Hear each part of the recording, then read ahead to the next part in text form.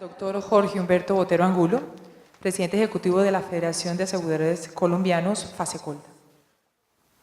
Señor Presidente de la República, doctor Juan Manuel Santos Calderón, señor Presidente del Congreso de la República, honorable senador Juan Fernando Cristo, señor Presidente de la Cámara de Representantes, honorable representante Hernán Penagos Giraldo, señora alta consejera para la gestión pública y privada, doctora Catalina Crane Arango, señor Superintendente Financiero de Colombia, doctor Gerardo Hernández Correa, señores altos funcionarios del Gobierno Nacional, señor Presidente de la Junta Directiva de FASECOLDA, doctor Fernando Quintero, señores presidentes de las compañías de seguros, señores conferencistas, señores invitados especiales, señores asistentes.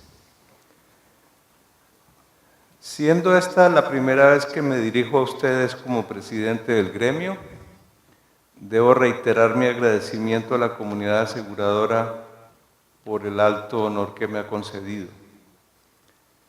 Tiene su gracia que a la edad en que, como se dice en lenguaje castrense, sea normal que a la oficialidad se le llame a calificar servicios, a este civil se le convoque a prestarlos. Pongo pues al servicio de esta causa empresarial mi buen nombre y mis escasos talentos. Espero merecer al final de mi gestión la gratitud que hoy les profeso. Cambios recientes en la regulación de las aseguradoras. Así para la mayor parte de ustedes resulte superfluo, quiero recordar que las compañías de seguros recaudan de los tomadores las primas que conforman la masa de recursos con la que se atiende al pago oportuno de las prestaciones acordadas cuando sucede el evento de ordinario contingente previsto en la ley o en el contrato de seguro.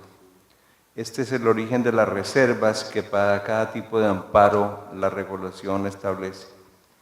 Desde el 2008 las autoridades de regulación y supervisión iniciaron con FASECOLDA conversaciones tendientes a modernizar el régimen de reservas con el objetivo de establecer mejores mecanismos de protección de los asegurados y poner a tono la normativa nacional con las mejores prácticas internacionales. Nuestra institución mereció la confianza del Ministerio de Hacienda y la Superintendencia Financiera para buscar un consultor extranjero de primer nivel y para participar en la definición de los términos de referencia del estudio que finalmente se contrató. Luego de un amplio proceso de interlocución entre las autoridades, las aseguradoras y el consultor, entendemos que en pocos días será puesto en vigor el nuevo régimen de reservas. Siendo inminente la finalización de ese fructífero ejercicio, debo, a nombre de la industria aseguradora, agradecer al Gobierno la confianza de la cual gozamos durante todo el proceso y reconocer que, en efecto, la regulación que próximamente será expedida se traducirá en una mejora sustancial de normas cuyo único objetivo consiste en fortalecer el respaldo con que cuentan las empresas y familias aseguradas para el pago oportuno y cabal de las prestaciones prometidas por nuestras compañías. No es esta la ocasión para analizar en detalle los cambios previstos en la normativa en ciernes. Pese a ello, quiero mencionar la creación de la reserva de insuficiencia de prima, la cual tiene lugar en aquellos eventos en los que el valor neto percibido por el asegurador como consecuencia de la asunción del riesgo resulta inferior a su costo estimado con criterios actuariales o probabilísticos adecuados. De los varios efectos positivos que tiene esta nueva reserva, quiero mencionar que su establecimiento manda un mensaje claro a las autoridades en el caso de los seguros que tienen prima regulada. En efecto, al fijar el monto de esta, deben procurar que no sea inferior al valor de la prima pura de riesgo, más un margen razonable para absorber los costos de operación y la utilidad del asegurador. De lo contrario, implícitamente forzarían a las compañías a constituir reservas adicionales. Esta circunstancia, como es obvio, podría disminuir la oferta de seguros en aquellos ramos que justamente han sido convertidos en obligatorios por su importancia para la comunidad. Asimismo, es oportuno señalar que ha entrado en pleno vigor la normativa que permite, en ciertos casos, la adquisición de seguros en el exterior por parte de los colombianos. El sector asegurador estuvo de acuerdo con esta iniciativa por cuanto considera que los consumidores deben beneficiarse de grados mayores de competencia. No obstante, para que ella sea eficiente debe ser equitativa, lo cual no sucede cuando las pólizas expedidas en el exterior no están sometidas al impuesto sobre las ventas que rige en Colombia o lo están a una tarifa inferior. Hemos pedido al Ministerio de Hacienda y las demás autoridades pertinentes resolver esta situación de inequidad. Estamos pendientes de una pronta respuesta. Hitos de una política de responsabilidad social. Los seguros contribuyen a mantener la estabilidad económica de las familias y empresas ante choques adversos. Igualmente permiten suavizar los efectos de múltiples riesgos, evitando que las personas padezcan deterioros en su calidad de vida cuando esos eventos dañinos se materializan. Unas pocas cifras son ilustrativas. En 2012 la industria pagó cerca de $1 billón en el ramo de vida, que ayudaron a cientos de miles de familias a recuperarse de la pérdida o invalidez de un ser querido. Se atendieron 253.300 víctimas de accidentes de tránsito y se pagaron prestaciones asistenciales y económicas a más de 600.000 trabajadores. Con el fin de ofrecer protección a los hogares pobres, 17 compañías vienen ofreciendo de tiempo atrás microseguros, buena parte de ellos en el sector agropecuario o para cubrir los avatares de hogares urbanos de reducido nivel de ingresos. Aquellas que aún no lo han hecho se aprontan para incursionar en este campo de alta importancia social. 2 proyectos en curso merecen especial mención. El desarrollo de los beneficios económicos periódicos BEPS, que es un elemento central de la política social del actual gobierno, y la creación de seguros de bajo costo destinados a brindar protección a la población campesina contra riesgos climáticos o biológicos.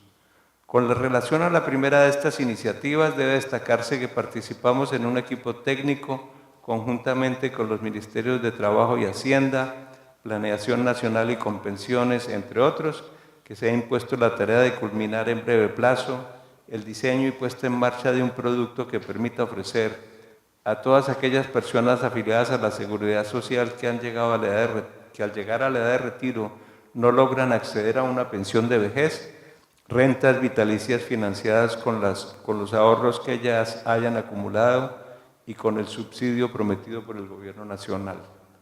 Todavía carecemos de estimaciones precisas sobre el potencial de este programa de hondo contenido social, aunque sabemos que puede ser significativo. Respecto a la protección para pequeños productores del campo, trabajamos de la mano de FINAGRO. El reto consiste en diseñar y poner en operación amparos de carácter paramétrico, que son aquellos que permiten reconocer las prestaciones a cargo del asegurador cuando se constata que en el área cubierta e independientemente de lo que suceda a cada asegurado en particular, se ha producido el daño previsto.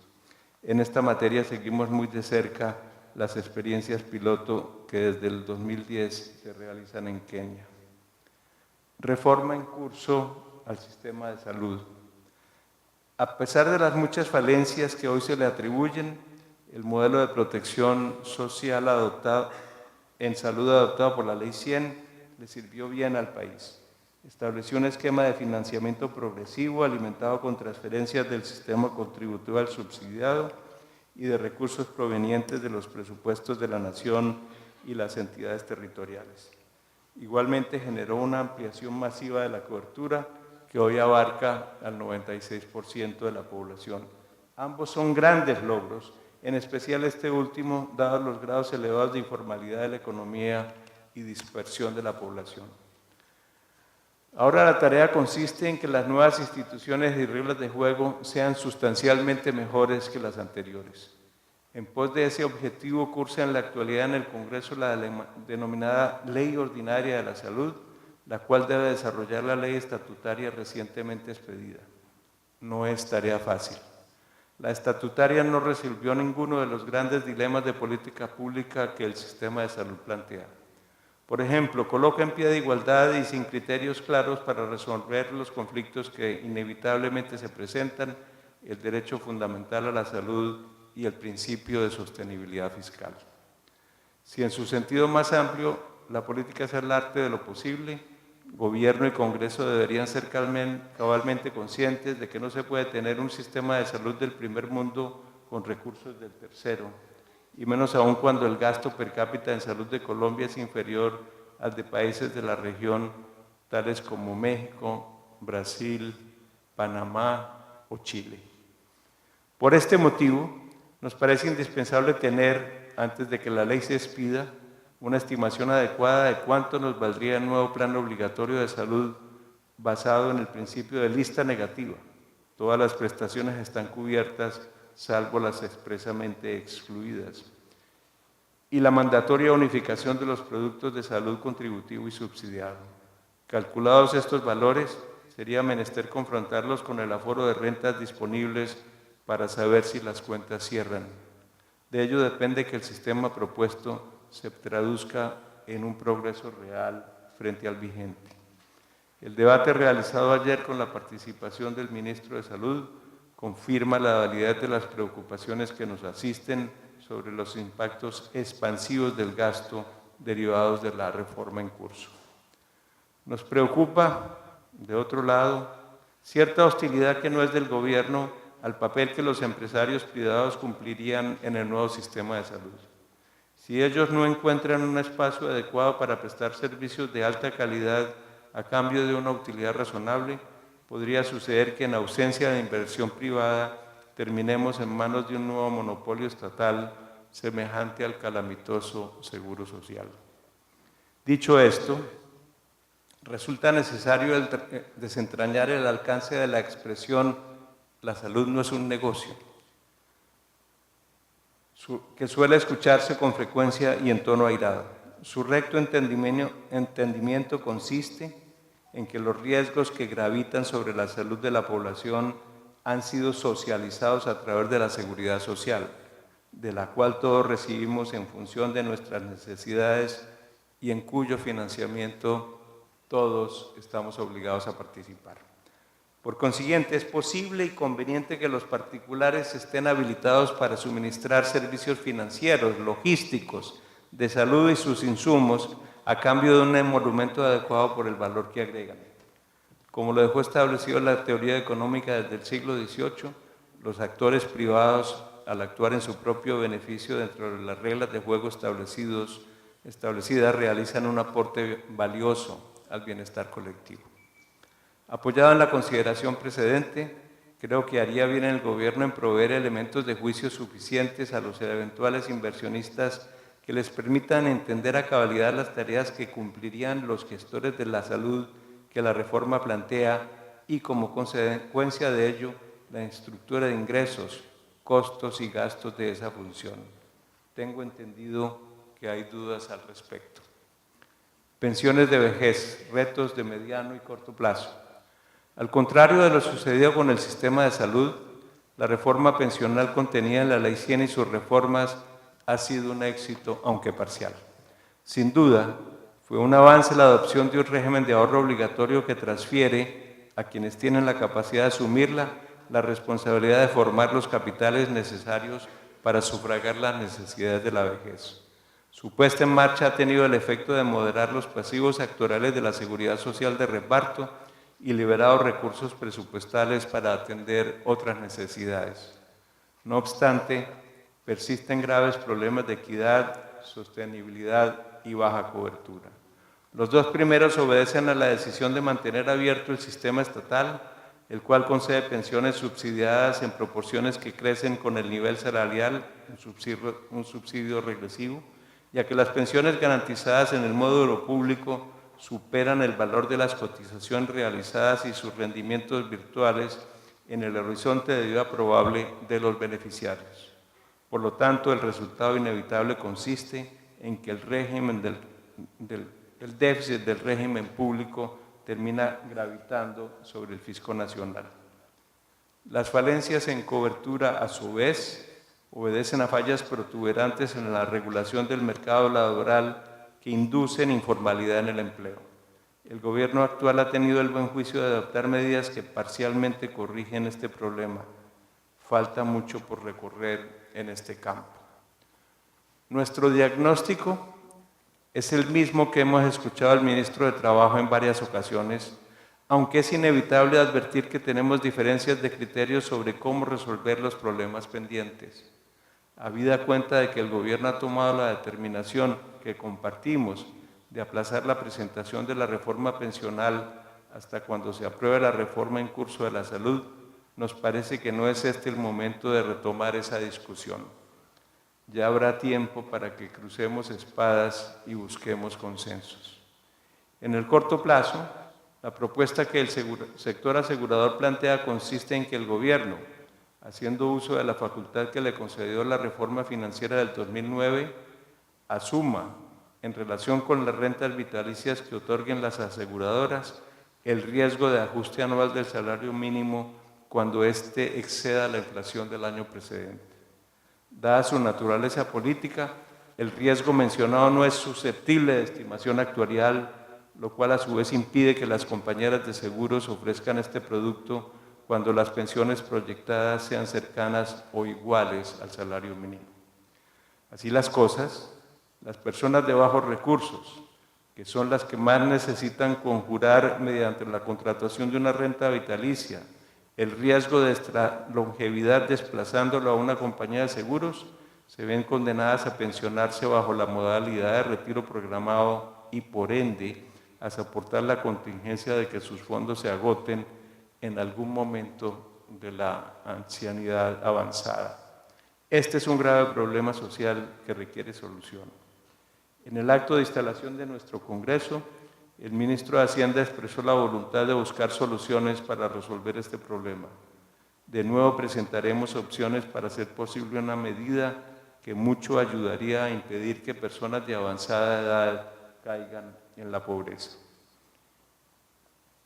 Aseguramiento del nuevo plan de inversiones de infraestructura vial. Por fortuna para el país, el gobierno ha anunciado una millonaria inversión en el sector de infraestructura, uno de los sectores que en mayor medida inciden en la baja competitividad del país. Para lograr este cometido se van a destinar 44 billones de pesos en la construcción de aproximadamente 8.900 kilómetros de carretera.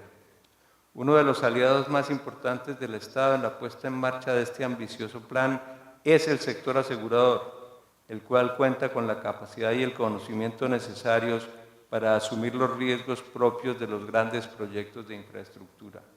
Lo anterior, por supuesto, complementado con el aporte que brindan las compañías de reaseguros internacionales que concurren en número creciente a ofrecer sus servicios en Colombia.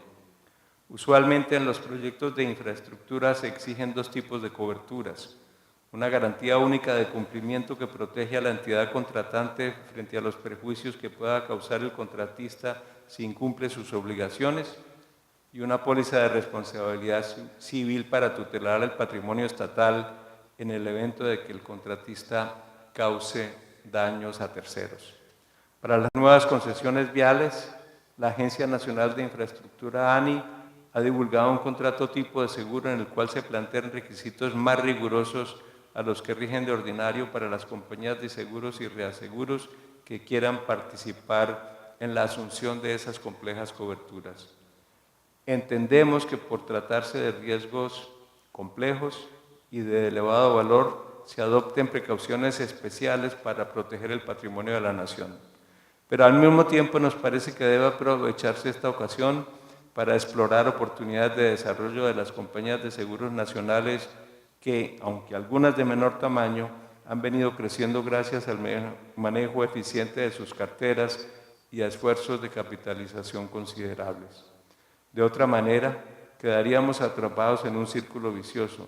Las pequeñas no crecen por no tener oportunidad de participar en negocios de mayor envergadura y no participan en estos porque, bajo las reglas impuestas por el tomador, no pueden hacerlo. Aplaudimos, de otro lado, que la ANI haya dispuesto con relación a las nuevas concesiones viales la adquisición de seguros de ingeniería para proteger las obras durante y después de su construcción contra eventos de origen natural tales como inundación y terremoto. Esta es una forma acertada de aprender la lección que nos dejó la ola invernal que afectó al país entre el 2010 y el 2011. Los daños totales se estiman en 11.2 billones de pesos, buena parte de los cuales fueron asumidos con recursos que hacen parte del presupuesto nacional.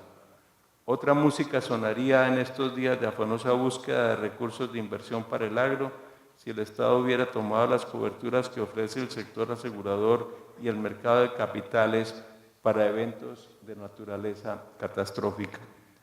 Para culminar esta sección es menester mencionar una verdad de perogrullo. La competitividad logística del país, que es una de sus grandes falencias, depende tanto de la calidad de la infraestructura carretera como de que existan empresas de transporte de clase mundial.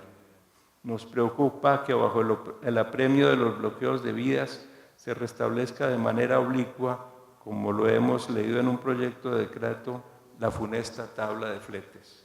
No se olvide que precisamente el costo del transporte es el factor que en mayor medida incide en el precio de los insumos en zonas como Boyacá y Nariño.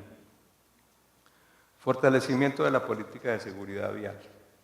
Desde hace varias décadas el sector asegurador ha venido participando en la gestión del Fondo de Prevención Vial a partir de su convicción de que generar mejores condiciones de seguridad en las vías y por ende reducir la accidentalidad es una tarea de interés social.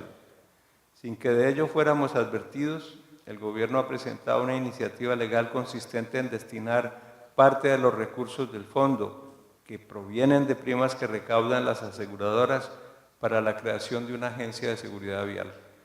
Compartimos esta iniciativa convencidos de que es buena para fortalecer la política pública en un ámbito importante. Sin embargo, nos parece que no tiene sentido establecer una estructura dual integrada por el Fondo de Prevención y la agencia que quiere crearse. Es mejor concentrar en un solo ente la totalidad de las responsabilidades y recursos, el cual sería operado por el Ministerio del Transporte sin injerencia decisoria alguna de actores privados. No obstante lo anterior, el gremio asegurador está dispuesto, y así lo ha comunicado al Ministerio y a los miembros del Congreso que intervienen en esta iniciativa, su voluntad de participar, si ello se considera útil y en una condición meramente asesora, en la construcción de la política de seguridad vial. De esta manera se cumplirían dos propósitos saludables: el pleno comando por el Estado de la política y el aprovechamiento del saber acumulado por las compañías en la prevención de accidentes. A raíz de la justificada alarma causada por las tragedias derivadas ocasionadas por conductores ebrios, en un debate parlamentario reciente se nos propuso estudiar la conveniencia de introducir ajustes a las coberturas del seguro obligatorio de accidentes de tránsito SOAT. En la actualidad, la determinación de la prima depende exclusivamente de factores asociados a los vehículos asegurados. No tiene incidencia alguna, como sucede en otros países, el historial del conductor. Si este factor fuera tenido en cuenta y por lo tanto quienes conducen bien cubrieran un costo menor por el seguro, pero al revés, quienes han causado accidentes o han sido sancionados por infringir las reglas de tránsito fueran obligados a cubrir una prima superior, sería previsible que la accidentalidad vial disminuyera, acelerando una tendencia que es ya marcada. Las ventajas de una modificación de las pólizas del SOAT en el sentido indicado son evidentes. En contra, es conveniente señalar que en Colombia, al contrario de lo que sucede en países más desarrollados, un mismo vehículo puede tener regularmente varios conductores, circunstancia que crea una dificultad técnica para la determinación de las tarifas del seguro que en principio consideramos soluble. Quedamos pues abiertos para interactuar con el Gobierno a fin de analizar en detalle esta posibilidad.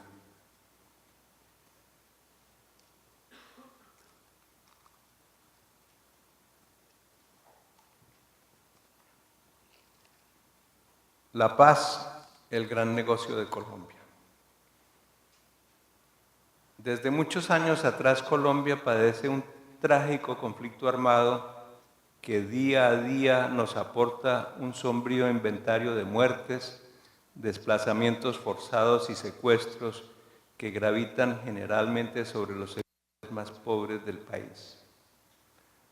Pobres son los soldados y policías que mueren o quedan lisiados en el combate.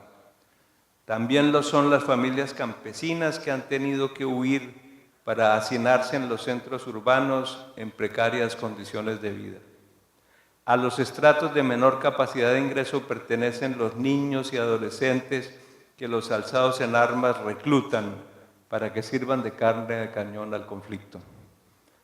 Las perturbaciones sociales y económicas generadas por la conflagración inciden en los elevados índices de necesidades básicas insatisfechas que se registran en regiones en que, si hubiera paz, serían emporios de riqueza.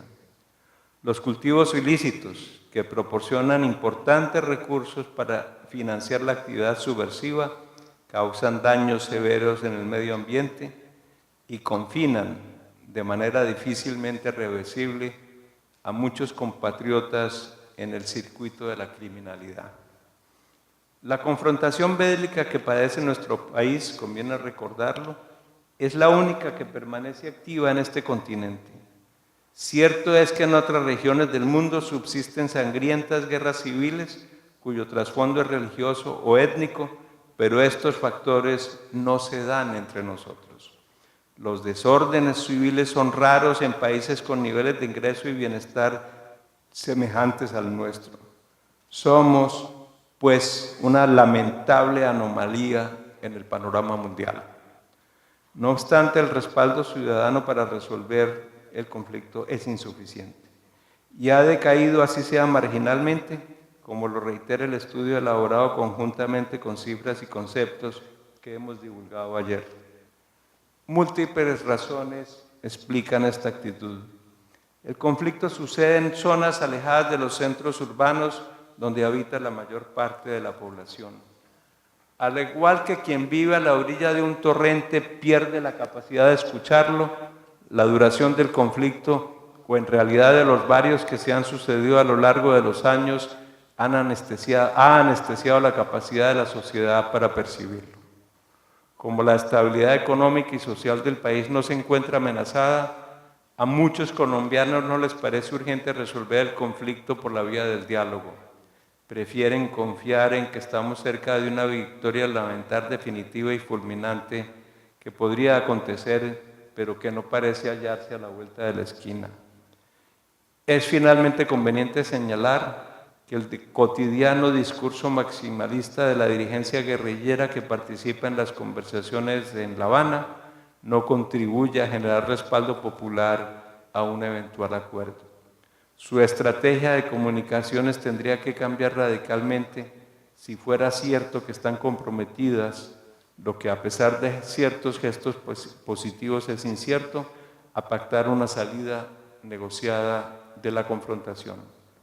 Contamos con una agenda que, a pesar de cierta porosidad de sus linderos, razonablemente ha permitido acotar las negociaciones. Dispone el gobierno de un equipo negociador cuya composición, rectitud de miras, conocimiento del país y capacidad política han sido generalmente reconocidos. Si bien por razones obvias no se pueden divulgar todavía los primeros acuerdos sobre el desarrollo rural, los reportes recibidos del equipo negociador generan confianza. No obstante, hay que reconocer que los tiempos políticos y jurídicos son estrechos para que la formalización de un hipotético acuerdo satisfaga las exigencias de ratificación popular en las urnas y pleno respeto a la Constitución. Vale la pena analizar esta cuestión con algún detalle. Ha comenzado su trámite en el Congreso un proyecto de ley encaminado a permitir que el eventual acuerdo, si las negociaciones culminan satisfactoriamente, pueda ser sometido a referendo popular en la misma fecha en que deban celebrarse las elecciones parlamentarias o presidenciales del próximo año. La sola presentación de esta ley tuvo el efecto de poner plazo a las negociaciones en tanto que el acuerdo tendría que perfeccionarse con meses de antelación a las fechas posibles del referendo, a fin de que amigos y adversarios puedan debatirlo en el foro de la opinión pública. Igualmente, para que sea posible incorporarlo, como es mandatorio, al texto que sería sometido a consideración de los ciudadanos y a que se surtan las etapas legislativas y judiciales necesarias. Este es un avance que debe ser reconocido. Persigue también esta reciente iniciativa lograr que la votación popular a favor o en contra del acuerdo supere el umbral del 25% del censo electoral, resultado que no es fácil de alcanzar, como lo demuestra la experiencia, si el referendo no sucede al mismo tiempo que un certamen electoral. Esta regla excepcional merece respaldo. Es legítimo que el acuerdo cuya suscripción es aún incierta lo derroten quienes voten en contra, o inclusive los que no lo hacen como consecuencia de una activa campaña de abstención, pero que ese resultado se produzca como consecuencia de la bulia, de la pereza o indiferencia de los ciudadanos sería un fracaso para las instituciones democráticas de Colombia. Se ha dicho con razón que este modo de proceder politiza el proceso de paz. Está bien que así suceda. Por su propia naturaleza, la finalización negociada del conflicto o su continuación hasta lograr la derrota del adversario es el asunto político de mayor jerarquía que comunidad alguna pueda afrontar. No es novedoso que en los debates presidenciales se discuta la eventualidad de conversaciones de paz o la lucha frontal contra los subversivos. Como se recordará, el presidente Pastrana fue elegido teniendo en cuenta su compromiso de negociar con los alzados en armas y el presidente Uribe fue electo gracias a su férreo compromiso de combatirlos. Habrá de tenerse en cuenta que esta ley, la que permite la concurrencia del referendo aprobatorio del acuerdo de paz con las elecciones presidenciales o parlamentarias, es de carácter estatutario, lo cual significa que debe ser aprobada por una mayoría especial en el Congreso y sometida antes de que pueda entrar a regir a control constitucional. Este trámite normalmente requiere varios meses. La escasez de tiempo que tal circunstancia genera se complica si se advierte que para que la ley que convoca el referendo ratificatorio de los acuerdos pueda aprobarse, aquella primera ley tendría que haber entrado en vigor. Igualmente, este segundo cuerpo legal requiere homologación constitucional antes de que pueda convocarse el referendo para que el pueblo dicte su veredicto final. Sería, por último, necesaria una tercera ley de naturaleza estatutaria para desarrollar el marco jurídico de la paz, que recientemente ha sido declarado constitucional. Aunque su entrada en vigor se requiere no para ratificar los acuerdos, sino para instrumentarlos, podría tener sentido someterla en este periodo de sesiones a consideración del Congreso. Para las huestes guerrilleras y, por supuesto, para la ciudadanía, es importante conocer con prontitud cuál sería el balance entre los requerimientos de la justicia y las concesiones que puedan recibirse en un acuerdo de paz. Como consecuencia de lo anterior, es evidente que el tiempo de las dilaciones y la retórica en la mesa de conversaciones de La Habana ha finalizado y que es preciso concluir el ciclo de negociaciones antes de que se cierre una ventana de oportunidad que tal vez nunca se vuelva a abrir. Por su parte, Gobierno, Congreso, Corte Constitucional tienen un reto enorme: tomar decisiones trascendentales para el país con especial celeridad a fin de que los ciudadanos podamos resolver en el horizonte temporal previsto sobre el negocio más importante que tiene Colombia en la actual coyuntura. Señor presidente del Congreso, señores altos funcionarios, señores integrantes de las comunidades aseguradora, reaseguradora y de intermediación de seguros, distinguidos expositores, compañeros fasecoldos. Muchas gracias a todos por su presencia en este certamen.